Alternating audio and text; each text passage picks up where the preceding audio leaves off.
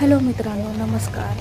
तर मला आज काही कारणास्तव मी खूप दिवस झाले मंदिरात गेली नव्हते. सो मला मंदिरात जायचं होतं आणि आज 5वा श्रावणी सोमवार होता.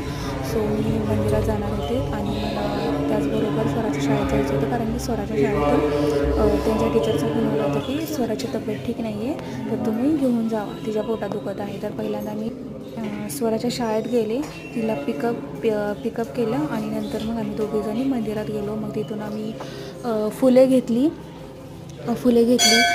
देवासाठी आणि सेतू घेतले. पण मी पाण्याची बॉटल आणायची विसरले. मग माझ्याकडे जे काय होतं ते मी देवाला वाहिलं. दोघी पण आम्ही पाया पडलो आणि नंतर मग आम्ही तिथून तिला भूक लागली होती. मग तिला मी वडापाव एक चारला आणि आम्ही दोघी गेलो. तर शेअर करा, सबस्क्राईब करा आणि लाईक करा.